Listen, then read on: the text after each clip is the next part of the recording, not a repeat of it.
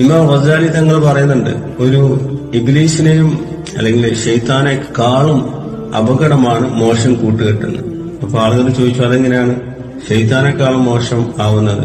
അപ്പൊ മഹാൻ പറഞ്ഞു, നമുക്കൊരു തെറ്റ് ചെയ്യാൻ തോന്നുമ്പോൾ ശൈത്താൻ അതിനെ വസ്വാസിട്ട് കണ്ടുപിടിക്കാൻ പോകാം, അല്ലെങ്കിൽ അവിടെ പോകും എന്നുള്ള ചിന്ത തരും.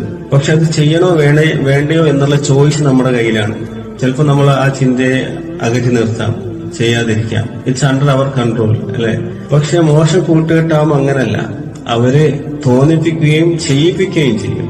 അപ്പോ അവര് ശൈത്താനേക്കാളും അപകടമാണ് മോശം കൂട്ടുകെട്ട് എന്നുള്ളത്. കാരണം കൂട്ടുകാരൊപ്പരം കൂടിക്കഴിഞ്ഞാല് അവര് തെറ്റിനെ പറ്റി സംസാരിക്കുക മാത്രമല്ല ചെയ്യാം, അതിലേക്ക് നമ്മൾ നയിച്ചു കൊണ്ടുപോവുകയും ചെയ്യും. എത്ര നല്ല നല്ല മക്കളാണ് മോശം കൂട്ടുകെട്ടിൽ കൂടി അവരുടെ വഴിക്ക് സഞ്ചരിച്ചത്. അവർ വേണ്ട എന്ന് പറയുമ്പോഴും കൂട്ടുകാർ അവരെ നിർബന്ധിച്ചു കൊണ്ടുപോകും. അപ്പൊ വളരെ അപകടമാണ് മോശം കൂട്ടുകെട്ട്.